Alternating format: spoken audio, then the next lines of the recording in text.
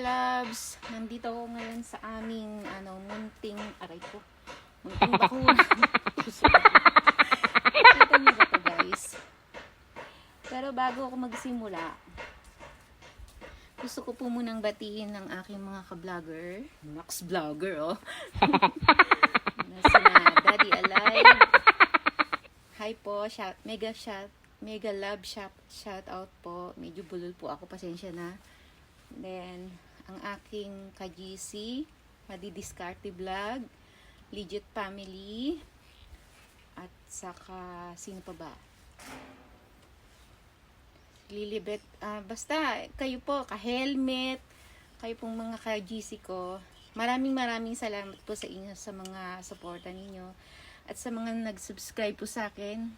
Isang araw po, babanggitin ko po ang inyong mga pangalan, pero this time, wag po muna. Yun, gusto ko lang pong sabihin sa inyo na hindi po ako professional agriculturist. Gusto ko lang pong i-share sa inyo ang kaunti kong nalalaman. Ngayon, tayo po ngayon ay magkakat ng rose cutting po tayo ngayon. Yun. So, ulitin ko po, hindi po ako professional. Gusto ko lang po i-share yung kaunti kong nalalaman. Kaya, bago po bumara ng luha ko dito, hugot pa ako, no? Hugot pa si Japinay. Umpisahan na natin to. Please watch, guys. Gloves ako. Kailangan natin mag-gloves, guys. Kasi, kanina natamaan ng tinik. Ganyan, may tinik.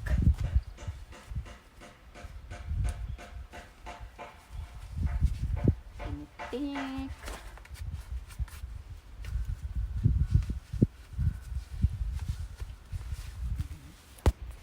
Ayan, guys, pakikita ko muna sa inyo yung kabuuan ng rose. Para pakinat ko dahil ayoko nung mataas, ikakat natin siya ng isa. Huwag kayong mag-alala, guys, kung gaano kaisi ang pattern. Basta ang importante, ikakat.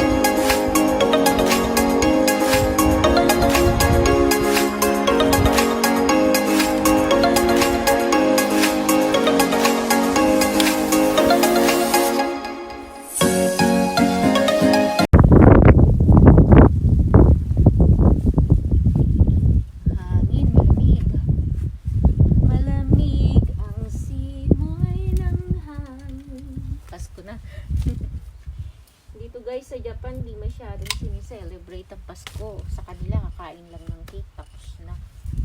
Ganun lang.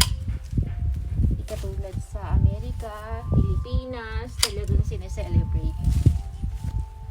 Ang sinicelebrate nila rito guys, yung bagong taon.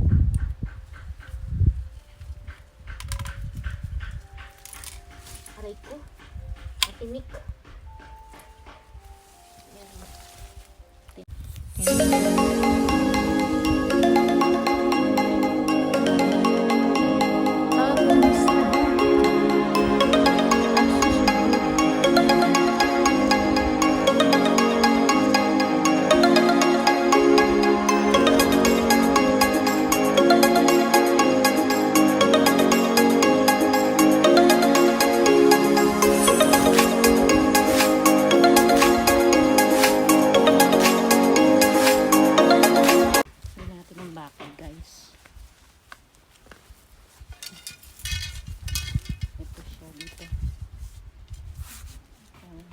Sa gabal.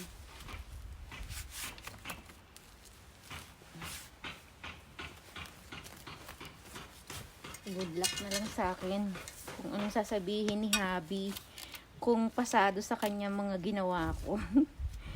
Maingay kasi yun. pagdating sa gardening.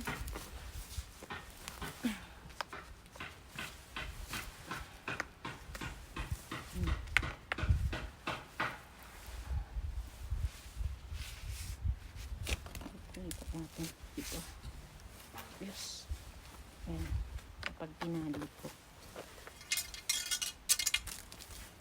Dito.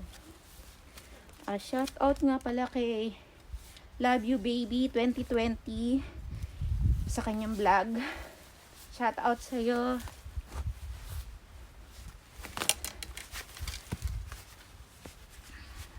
Kung gusto niyo pong magkaroon ng forever, pumunta po kayo sa vlog niya.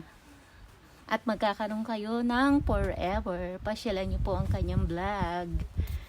Si Love You Baby 2020. Yan po ang pinaka mabait kong kaibigan na hindi naghihintay ng kapalit kahit na may ginawa po siyang tulong, kahit tinulungan kanya, wala po siyang hinihintay na kapalit. Love you, be. So ayan guys, natapos na natin. Ano siya, kinalian ko. Ayan o, ganyan kaigsi natin pinutol. Ayan.